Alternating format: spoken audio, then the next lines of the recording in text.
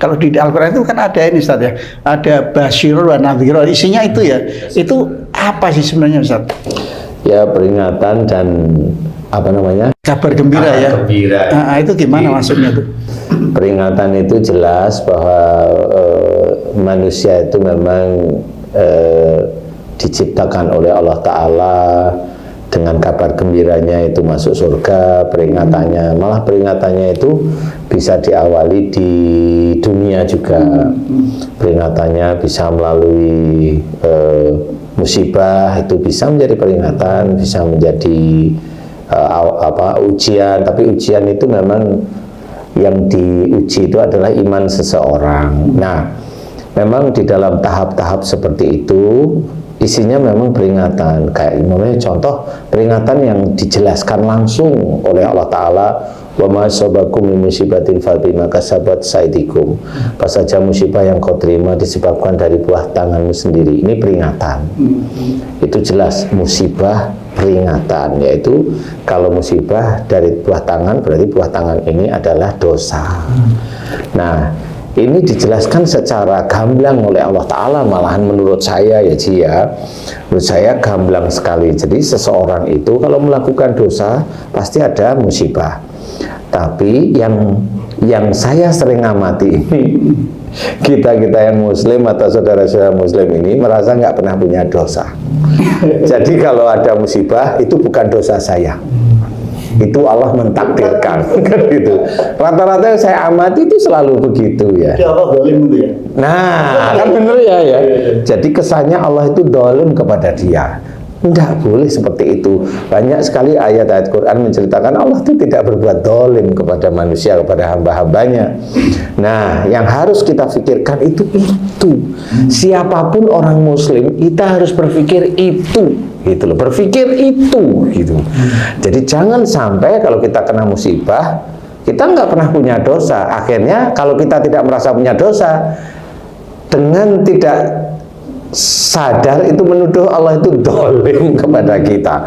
Dengan tidak sadar, walaupun kalau kita itu pikirkan sadar akhirnya, oh iya. Nah, disinilah yang jarang kita ketahui bahwa kita yang merasa tidak pernah punya dosa, kalau sakit langsung aja bilang menggugurkan dosa, langsung seperti itu. Padahal bukan begitu caranya.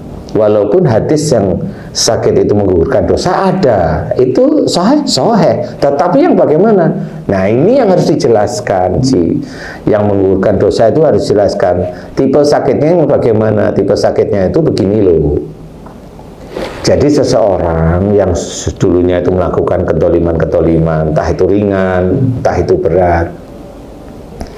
Nah, kedoliman ini dia sadar, sebelum mendapatkan musibah dia sadar, kemudian dia hijrah, kemudian dia mencoba mendekat pada Allah Ta'ala. Dia tobat kepada Allah Ta'ala, taubatan nasuha. Nah, di titik tobat itulah dilihat oleh Allah Ta'ala setelah dia tobat, hanya tobat saja atau diam. Nggak taunya dia tobat, kemudian dia tidak mau melakukan lagi di sehari-hari. Dan itu orang-orang yang seperti ini nanti diuji oleh Allah Ta'ala dengan mirip yang dulu dia kerjakan. Mamanya mencuri, dia diuji dengan Allah Ta'ala, dikasih kesempatan mencuri.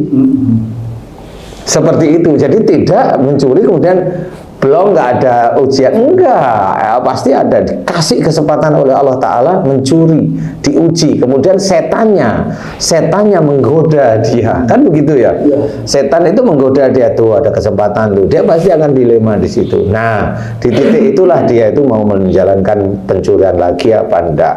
Itu kalau nyuri istilahnya. Kalau mamanya itu nyuri barang, lah kalau nyuri hati bahaya lagi nih Ci. Hobinya nyuri hati orang ya toh. Suatu ketika dia tobat nyuri hati lagi enggak. Nyuri hati itu ngerayu Ci. Ada yang tegang nggak di sini ya? Haji tegang itu. Jadi yang nyuri itu jelas, tapi yang nyuri hati ini sulitnya minta ampun sih, karena itu kan antara berkata sopan sama berkata merayu ini kan sama-sama lembutnya sih. ya. Nah, disinilah itu ujian, sehingga orang yang dia itu nanti itu bertobat beneran dan dia lolos pada ujian-ujian oleh Allah Ta'ala. Nah, barulah Allah memberikan sakit pada orang ini. Sakitnya yang bagaimana? Nah, ini menurut penelitian saya, sakitnya adalah sakit yang insya Allah bukan sakit seperti jantung, bukan sakit gagal ginjal, bukan sakit kanker, bukan sakit tumor, bukan sakit stroke, bukan itu. Sakitnya adalah panas, dingin, meriang, nggak bisa ngapa-ngapain, tapi untuk melakukan aktivitas bisa, ibadah bisa, walaupun tidak bisa maksimum. Kayak remek gitu. Iya, kayak remuk, betulan kayak remuk. Kalau dites darah normal darahnya, paling kolesterol naik sedikit, naiknya nggak terlalu tinggi, naiknya sedikit, tapi badannya remuk. Asam urat nggak naik-naik, biasa aja, tapi remuk seperti itu. Kemudian gula darahnya nggak terlalu, kalau naik pun sedikit, tapi badannya remuk. Naiknya hanya sedikit, tidak langsung gula darah berapa? 350, bukan lah, kalau itu memang penyakit gula beneran gitu loh. Nah, sakit yang seperti inilah yang insya Allah itu menggugurkan dosa, tapi sebenarnya adalah dosanya mulai digugurkan oleh Allah sehingga munculnya sakit. Kenapa munculnya sakit? Nah, ini rahasia yang belum pernah orang itu tahu.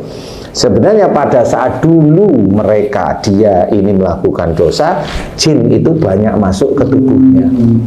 Jin, efret itu masuk ke tubuhnya karena perilaku tidak baiknya.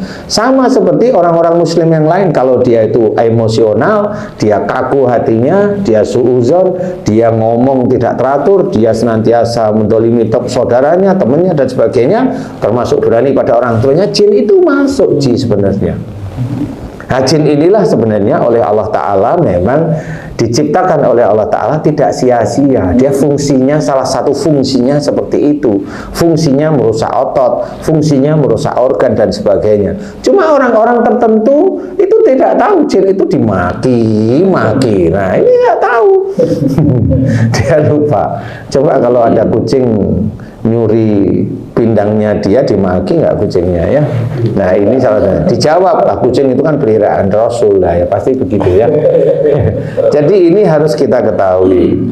Nah, yang menggugurkan dosa seperti itu. Nah, itu peringatan yang secara langsung Jadi intinya adalah peringatan secara langsung itu wa ma asabakum min musibatin fa bima kasabat aydikum. Orang muslim harus paham ayat ini. Karena ini nanti akan menjadi pancernya perilaku-perilaku manusia yang lain, bisa menjadi introspeksi, muhasabah, evaluasi dan sebagainya. Sehingga itu berhubungan, mana yang sakit, mulut berarti berhubungan dengan kata-kata, berarti dengan hubungan kata yang berhubungan dengan marah itu mulut. Tenggorokan, kok tenggorokan sih? Nah, tenggorokan saya itu berlendir aja. Nah, di mana rasanya di sini? Oh, kalau di sini ini berarti ada penekanan bicara. Dia penekanan bicara, ada emosional, ada kekakuan, ada merasa pandai dan sebagainya. Ini berlendir rasanya. Kalau pusingnya suuzon. Di titik itulah sebenarnya kita bisa belajar dari sifat-sifat Rasul yang baik. Makanya dalam Quran diceritakan uswatun hasanah, contoh yang baik. Nah, dari ini ada juga kabar gembira. Kalau kabar gembira itu saya kurang begitu memberikan, dia suka mengekspresi karena takutnya itu kita ini dan saudara kita itu seneng, dia akhirnya lupa, terbuai itu akhirnya lupa, sehingga yang harusnya itu dikejar beneran lupa. Contoh umpamanya orang mendapatkan kesulitan, oh itu ujian dari Allah Ta'ala untuk meningkatkan iman. Nah, kalau yang begitu saya nggak suka cerita seperti itu, walaupun sebenarnya benar. Teruskanlah kalau cerita. Kalau seseorang muslim mendapatkan ujian, itu sebenarnya memang bisa meningkatkan iman. Kalau muslim tersebut menyesuaikan dengan syariat dan lulus. Nah, itu baru meningkatkan iman. Jangan berhenti meningkatkan iman. Sehingga orang dapat ujian itu suka. Lah, nggak taunya yang cerita itu nggak tahu mana ujian, mana musibah. Nggak tahu. Nah, akhirnya semua orang Islam itu tersemangati, yang berlebih akhirnya nggak mau menyelesaikan masalahnya. Itu Ji. Jadi kalau yang istilahnya kabar gembira itu, ya kabar gembiranya ya ada. Kalau kabar gembira itu jelas, kalau saya berpikir orang Muslim itu bisa diberikan kabar bahwa kalau dia taat pada Allah dan Rasul, insya Allah masuk surga. Itu kabar gembiranya itu aja. Kabar gembira itu untuk semua umat manusia, tapi yang memperoleh kegembiraan itu sedikit atau gimana itu? Ya, untuk memperoleh kegembiraan sedikit, karena orang yang memperoleh kegembiraan itu sedikit. Karena kegembiraan ini kalau saya tetap itu akhirat Ji. Kalau saya tetap akhirat. Tapi kalau orang itu dapat uang itu gembira sudah.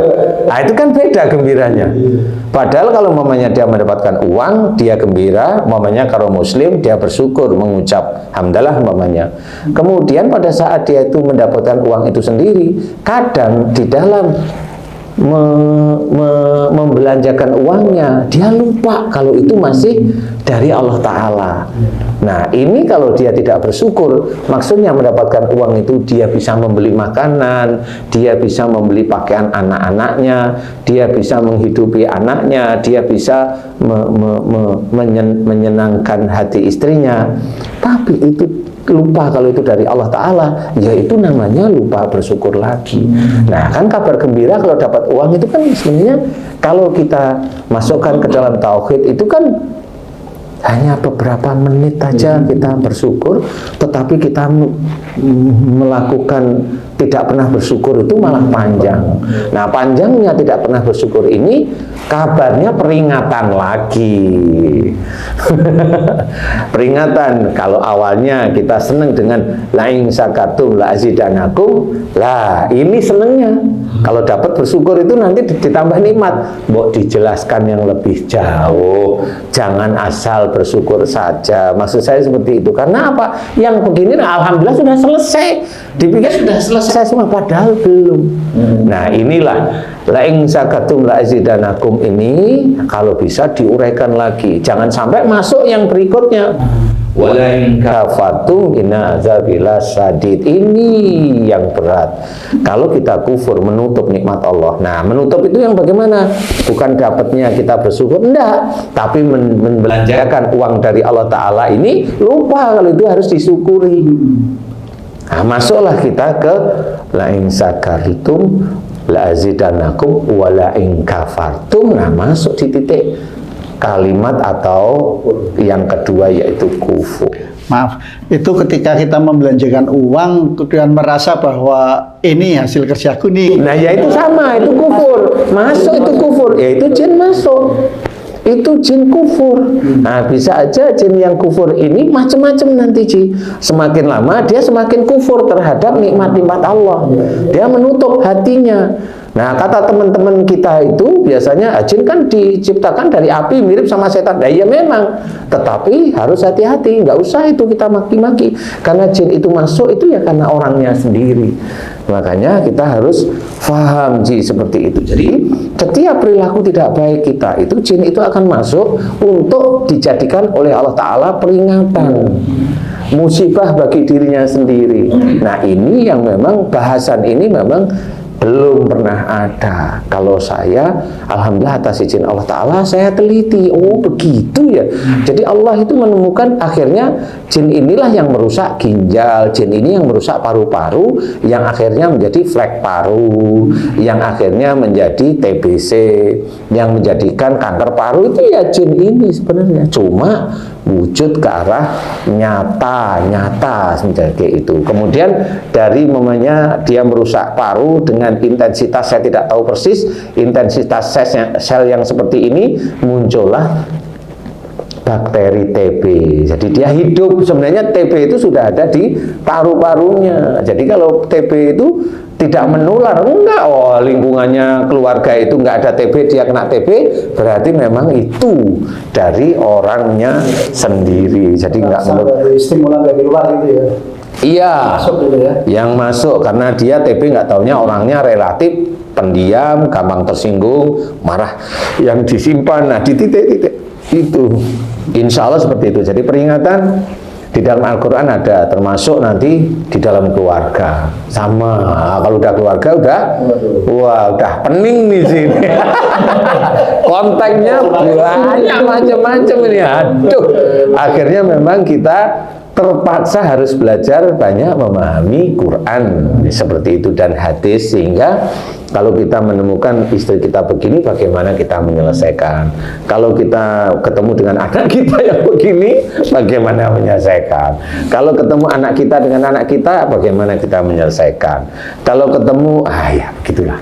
Sehingga inilah kita belajar agama itu memang sangat penting sekali. Agama memang itu bisa menjadi peringatan agar kita evaluasi dan menjadi kabar gembira nanti masuk surganya. Tapi itu pun atas rahmat Allah ya.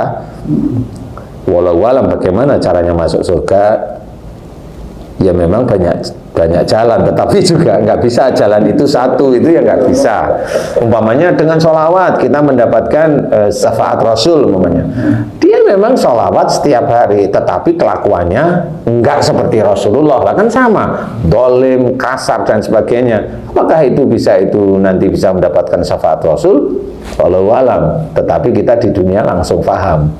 Karena kalau kita itu melakukan kegiatan beragama itu, kalau ketemu dia hanya cuma membaca sholawat aja tapi masuk surga, pasti protes.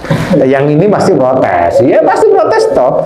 Ya di situ memang semua unsur syariat, akidah dan juga akhlak itu memang harus kita kerjakan setiap saat, karena sama polanya Rasul. Kenapa Al-Quran itu diturunkan kepada Rasulullah, itu memang ada asbabun nuzulnya, ada sebabnya. Nah kita juga sama, kalau kita ingin kita itu bisa sama seperti apa yang dialami oleh Rasul, sebenarnya ujian demi ujian yang ada di lingkungan kita itu sebenarnya ada dalam Quran.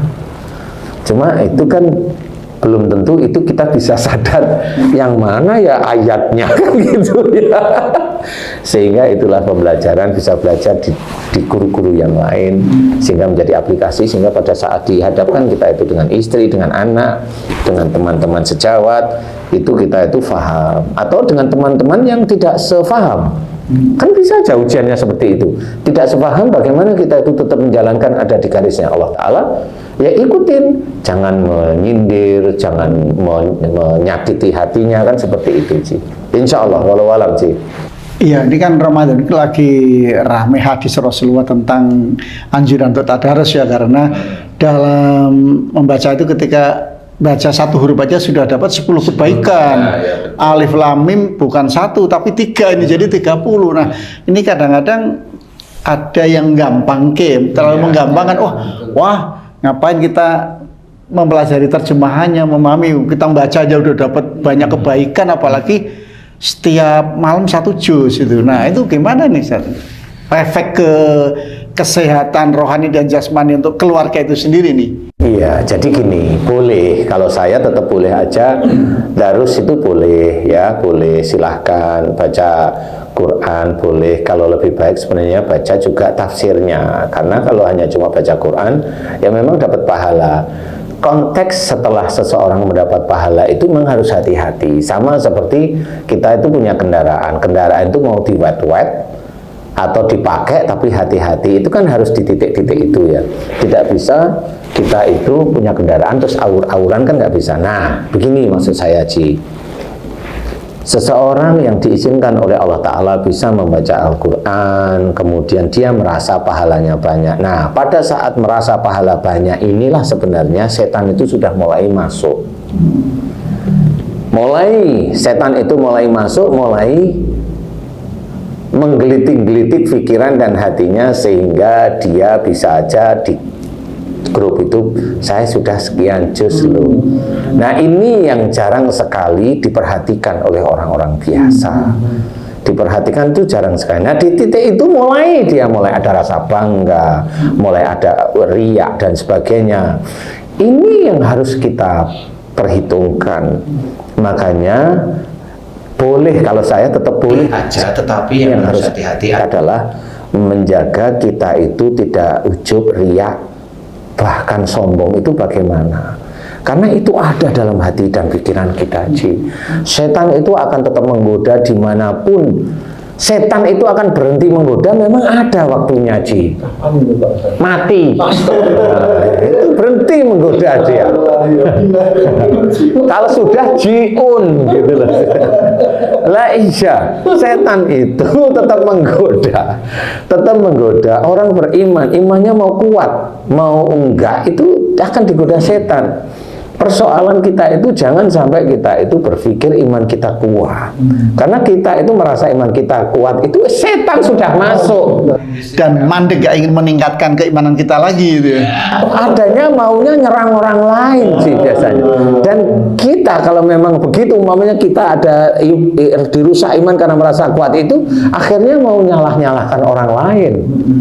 Mau nyalahkan orang lain, mengini terus merasa kita itu diri kita lebih pintar daripada orang lain, omongan itu di cover dengan begini, itu seperti itu, sehingga setan itu masuk tetap di link seperti itu. Karena apa? Selama ini memang yang bisa melihat setan itu hanya para nabi dan rasul. Ya tahu, kalau manusia biasa nggak ngerti istilahnya. Jadi, dan apalagi yang istilahnya kalau Nabi berpesan itu pernah berpesan bahwa perang yang terberat adalah perang melawan hawa nafsu. Hawa nafsu ini dibalut oleh setan sebenarnya. Walaupun kita itu melakukan mutmainah istilahnya, tetap setan itu masuk di situ, geluruk terus-menerus. Sehingga kita baca Quran ya maunya pamer. Kita tahajud ya akhirnya pamer. Kita mau apa? Pamer. Kita ini pamer. Nah, ini setan itu sebenarnya masuk. Jangan kita itu berpikir kalau kita itu baca Quran setiap hari setan nggak masuk. Loh, setan itu nggak pernah almarhum. Dia itu terus menggoda. Tidak pernah putus asa. Nggak ada setan itu putus asanya kalau yang mau digoda mati lah. Dia seperti itu. Jangan berpikir kalau setan nggak akan menggoda. Jangan. Orang berpuasa tergoda itu. Kemarin itu Mas Adi Armando dipukulin, ya sama itu. Lah Mas Adi Armando marah, ya sama, setannya gelitik dia sendiri. Sampai memprihatinkan. Lah, itu kan harus kita pahami bahwa setan itu tetap masuk ke link siapapun. Jangan punya pikiran setan tidak menggoda. Kita ini sama. Berbicara begini itu harus ditata. Jangan sampai menyakiti orang lain. Jangan sampai kalau kita nyakitin orang lain, nah itu setannya sudah masuk. Masuk di link-link manapun itu masuk. Nah, di titik inilah kita harus paham. Silahkan Darus. Silahkan. Nah, kalau saya sih memohon cobalah dibaca tafsirnya, kan gitu ya. Kalau di daerah masing-masing ada guru-guru, mursyid-mursyid yang hebat, bertanyalah, kan gitu sih, sehingga nanti tidak salah. Silahkan bertanya, mudah-mudahan para guru, mursyid di situ bisa menjawab dengan baik. Itu kan bisa meningkatkan lebih keimanan. Nah, saya hanya mengingatkan ya, khususnya untuk diri saya dan juga teman-teman yang lain, belajar untuk tidak ujub dan riya itu sulit, sangat sulit sekali. Wong kita itu dititipi anak pintar aja, waduh, itu mau cerita tentang pandainya anak itu dari mulai SD sampai kuliah itu cerita terus tentang pandainya anak kita. Lah itu dosanya ujub sama riya itu sama sombong itu berapa puluh tahun. Kalau enggak aku, Nah ya, kalau enggak aku, kalau enggak aku doain kau. Juga enggak boleh. Siapa itu yang ngomong gitu? Pernah sih dengar. Siapa? Siapa? Saya tanya siapa? Ini puasa loh ya. Kita tanya siapa kan mau tahu ya. Siapa coba? Siapa? Siapa tuh? Siapa? Iya. Kalau Masnya ada pengalaman apa nih berkaitan dengan interaksi Al-Quran dalam keluarga? Diem 1000 bahasa. Ayo sih. Ada yang ingin disampaikan ke Ustadz ini, apa kira-kira pertajam tema kita pada hari ini nih?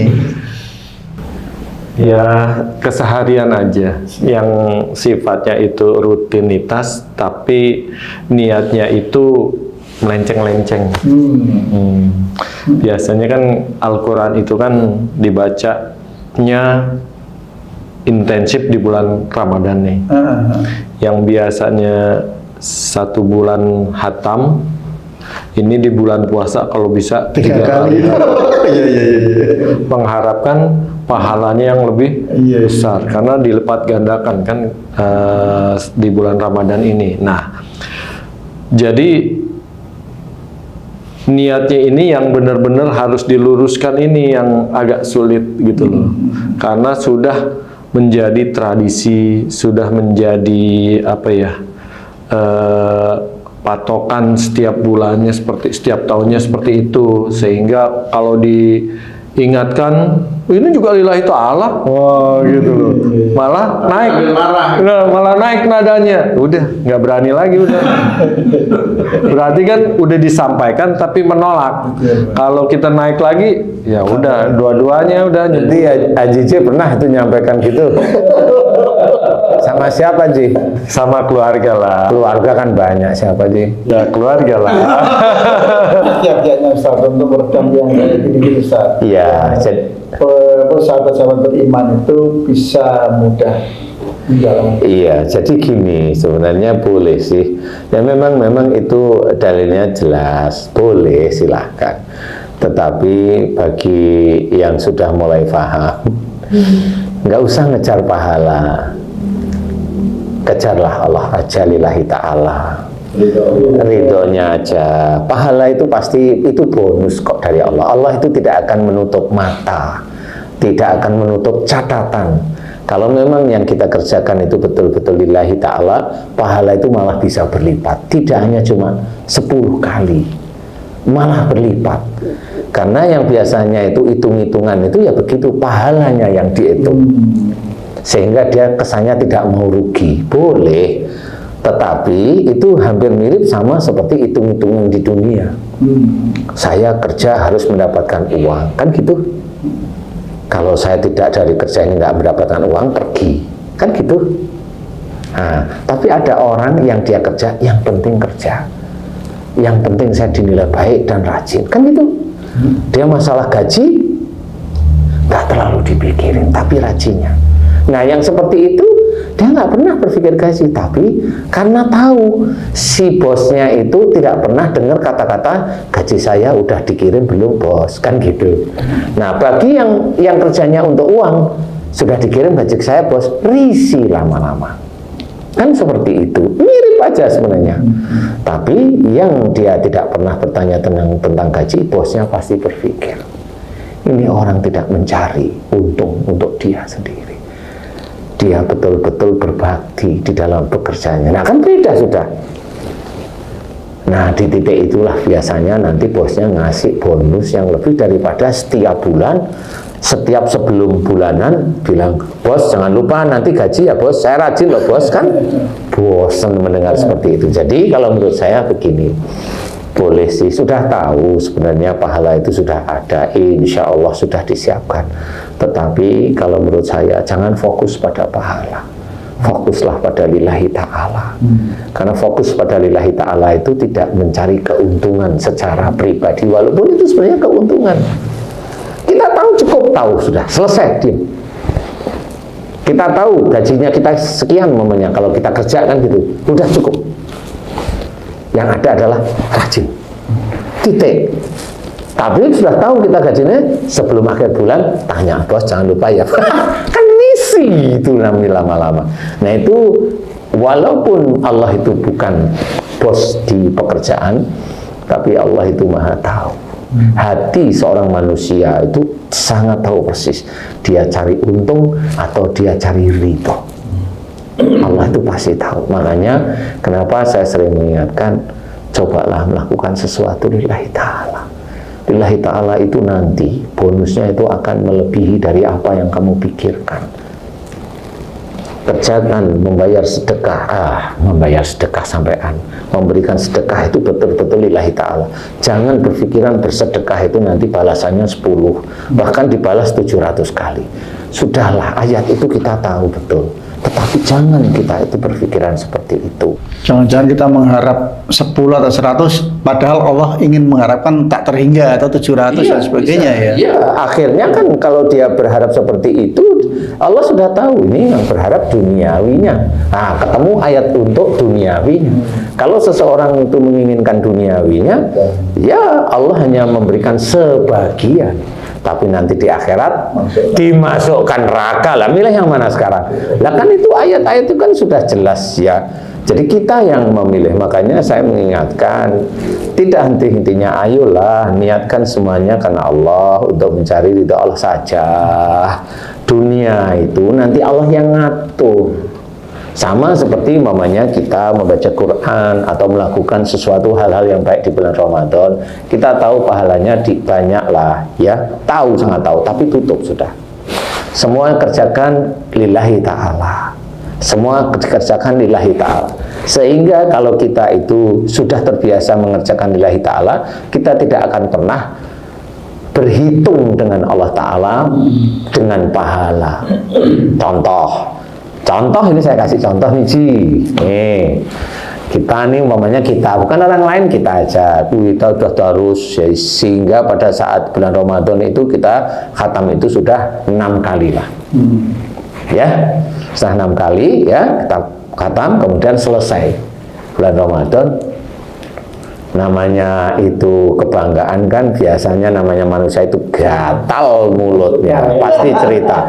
Sebelum dia cerita, dia mau membanggakan 6 kalinya, pengen dipuji, ujub riya itu sudah mulai di situ nih, dia muncul. Allah sudah tahu, sebelum dia ngomong langsung dicoret,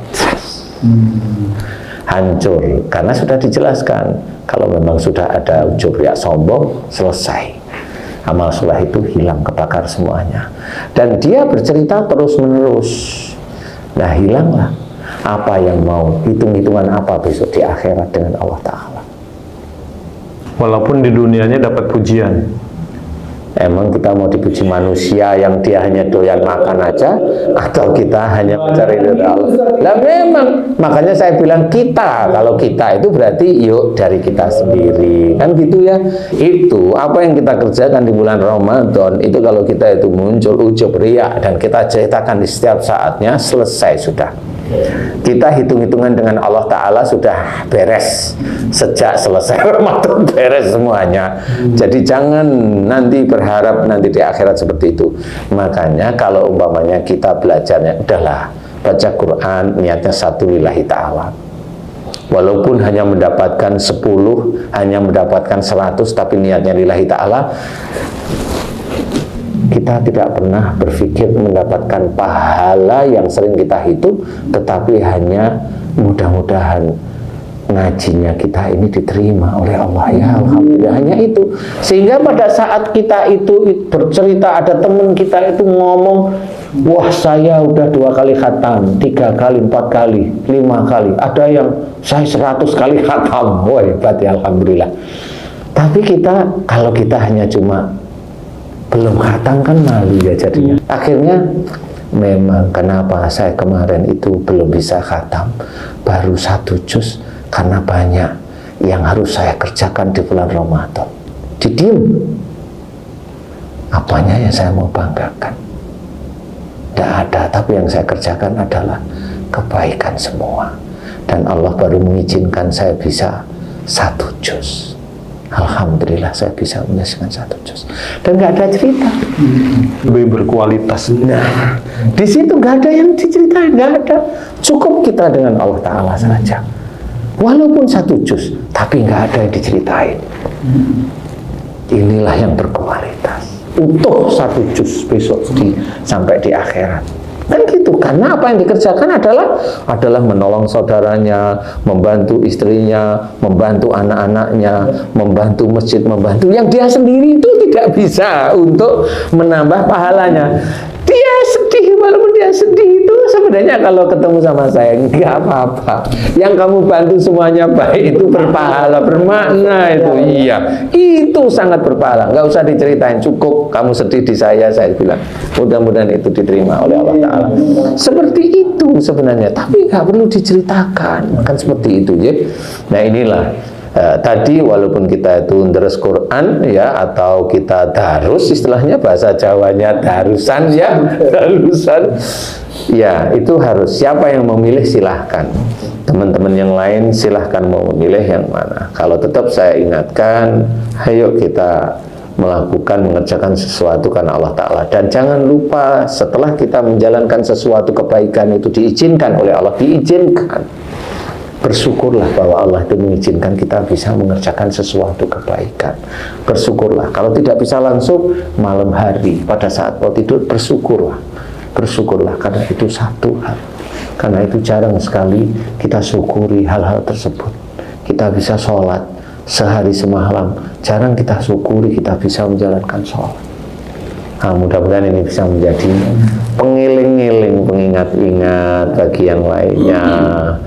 Jangan hanya mengejar pahala ya ya, walaupun boleh-boleh silahkan, tapi kerjakan semuanya lillahi ta'ala. Pak Ustadz, kalau seseorang melakukan sesuatu dengan sengaja ingin mencari pahala, apakah itu sudah termasuk ada hasutan setan juga di situ, Pak Ustadz? Belum ya. Jadi itu memang kalau cari pahala dengan baca Quran masih belum, itu masih mutmainah. Tapi nanti kalau sudah mulai pikiran kemana-mana, nah itu ujiannya seseorang, ujiannya kita itu pada saat kita bisa menyelesaikan suatu kebaikan. Itu ada orang yang memanasi sebenarnya, biasanya seperti itu. Nah, orang yang memanasi dengan cerita, nah kita panas enggak, itu mulai ada hasutan setan di situ. Ada mulai godaan setan di situ. Nah, mulai dia cerita nggak mau kalah, akhirnya cerita selesai sudah seperti itu. Tapi kalau masih ingin ngaji, masih enggak apa-apa, silakan. Saya masih oke, masih cari pahala, saya tetap masih boleh, silahkan. Iya, tetapi hati-hati, karena di titik-titik itulah hati kita yang memang bisa terselipi setan terus-menerus itu tetap bisa, makanya harus hati-hati.